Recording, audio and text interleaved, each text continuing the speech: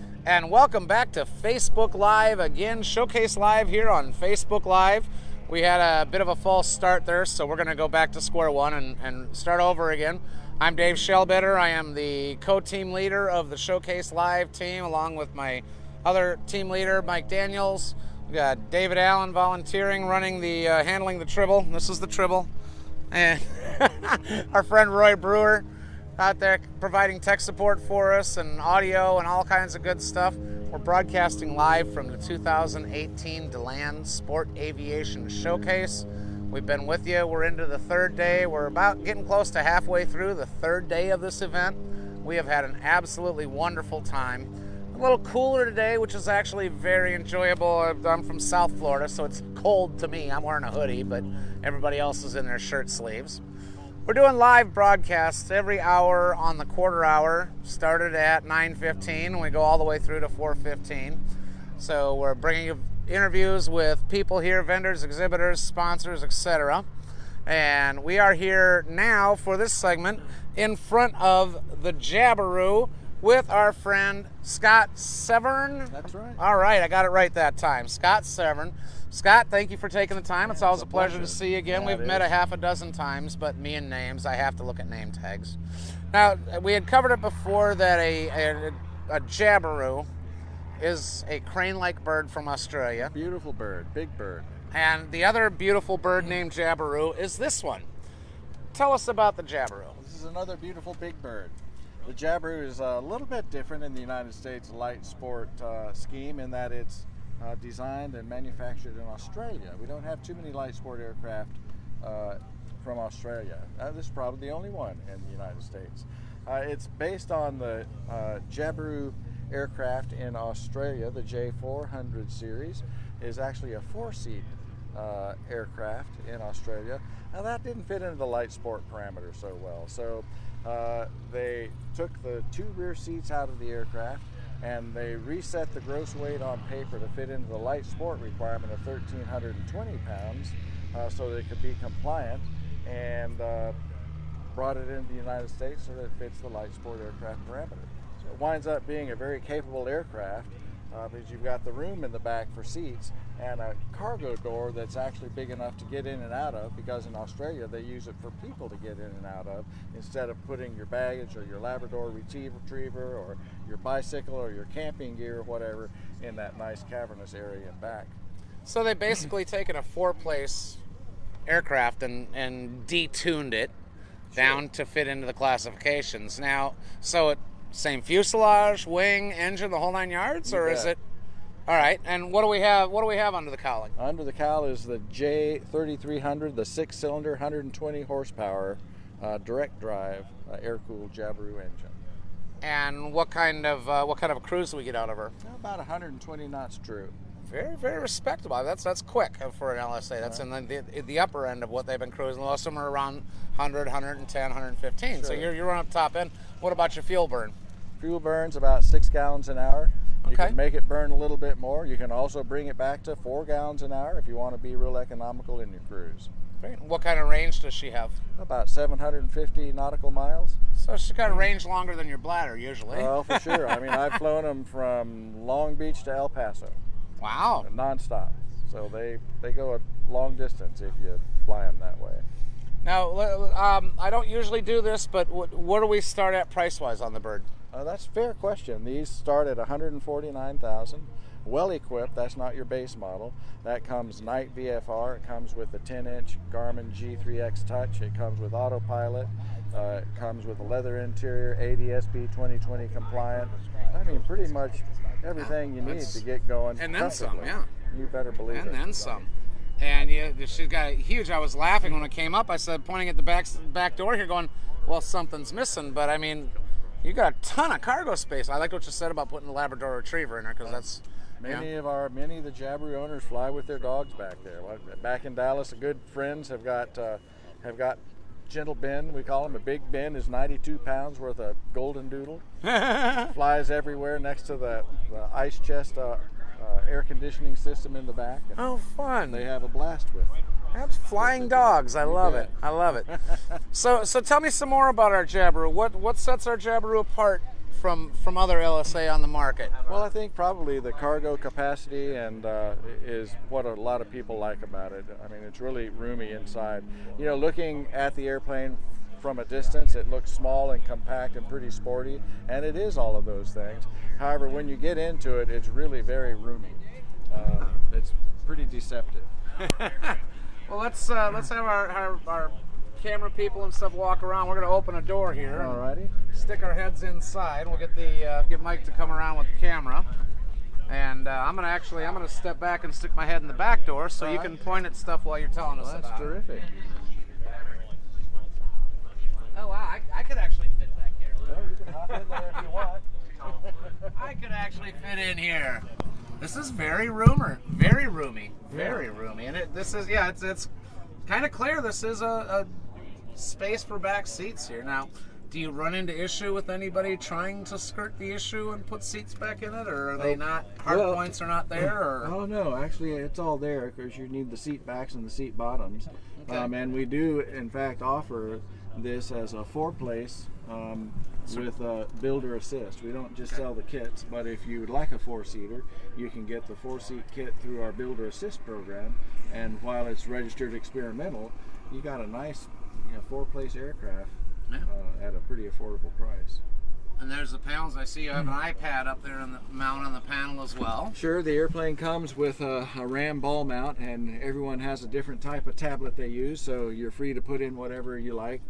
This is the 10-inch Garmin G3X Touch. We can put a 7-inch G3X Touch over here as well, or if you want a full IFR capable panel, we can put in the 650 over here, a second Navcom over here, or all that.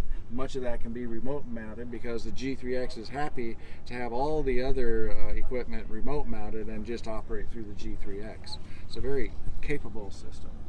And I'm looking at a little control stick configuration. Looks a little different than some I've seen. Yeah, astute observation. We love the dual control stick. That's part of what makes it a full dual controls, dual rudder pedals, dual throttles, dual flaps, and the control stick right here, even dual autopilot from either side. What's unique about this is it's very comfortable with the armrest to use the control stick.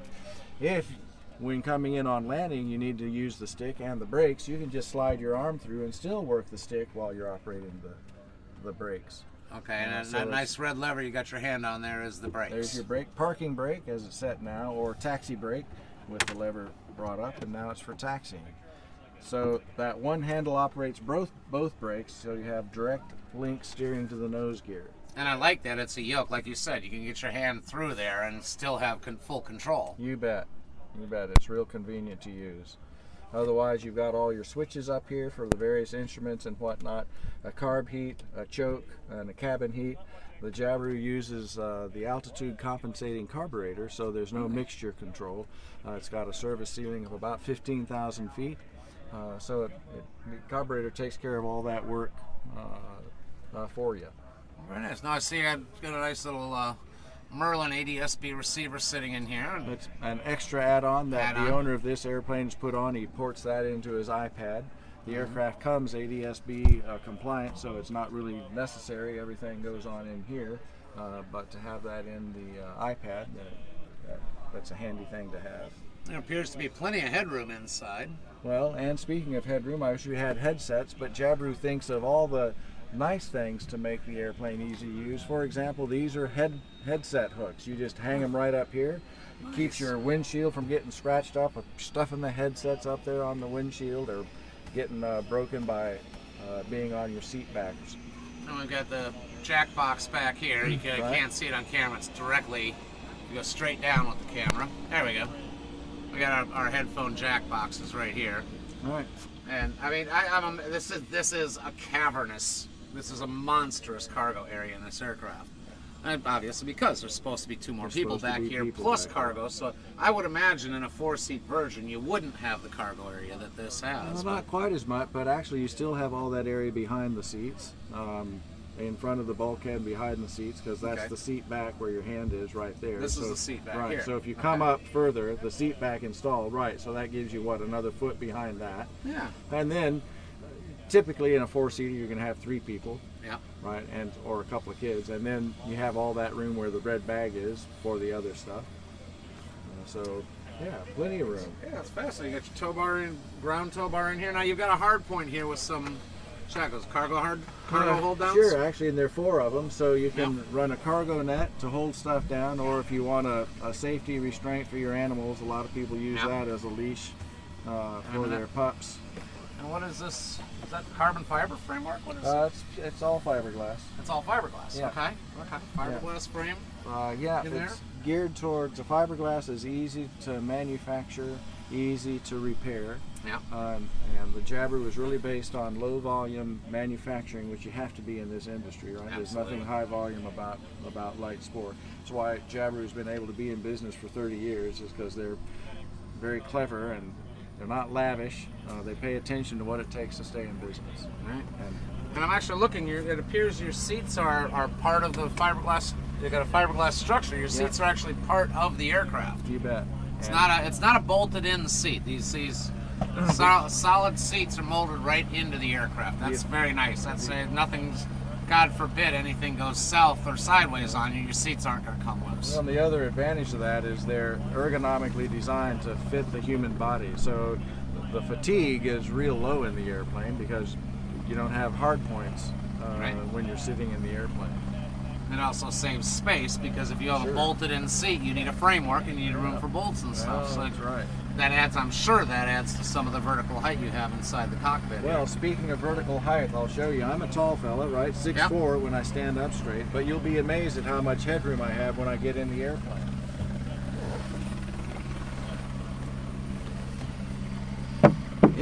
You've still got a solid 6 inches over the top of your head there. Even with headsets, I mean, it's just not a problem. And it's not like you've got your center bubble coming down here, center spar, roof spar, but you're not even anywhere close to that. Yeah, nowhere close. You don't have to bend over to look out the wing. You're right about at the leading edge, so the visibility is really outstanding. Not only from up here, but with all the windows back here. Yeah, it's a beautiful airplane. Beautiful, nice. I've always liked this bird. I've always liked it. Pull my head out this way, come around. Part of your upholstery, you got J230 in there. Is that your model number? Yep. This is a J230. A beautiful little. So what else can you tell us about our Jabiru before we have to run away here and turn control of Facebook back to Facebook? Well, the company is about 30 years old. There's probably a couple thousand of these aircraft flying worldwide. We've got about 300, 350 here in the United States. They also manufacture engines, and there are probably 6,000 engines out around the world. And we're just into the 4th generation of the engine evolution, and all the new Jabiru J230Ds, which this model comes with the new Gen 4 engine, which is a reduced maintenance engine, and it has one of the big things they've done with it has gone to a nickel sill coated cylinder wall. So for some of us guys that only fly 20 years in the recreational market, 20 hours a year or something, engines like to be run. Yeah. And so you get rust going on if they're not run. Well, with this new cylinder coating, then it takes care of that rusting issue and also lowers other maintenance issues on the engine. So it's proving to be a nice upgrade to the engine evolution. Top of the line airplane with a top of the line engine. You bet. Well, I tell you, we're going to have to take off here, but like I said, turn control of Facebook back over to Facebook land. If people want to reach you, you're out here at site number 83 here at the showcase. You bet. But for our friends that are out watching on the internet, where can they find you? They can go to JabiruLSA.com or USSportplanes.com. All right. Well, we're going to have to go ahead and take off now, but I appreciate your time, sir. Thank you very much. And I'm going to stand over here. I'm going to look through the airplane, and I'm going to do my usual for Showcase Live. I'm Dave Shellbitter. We will see you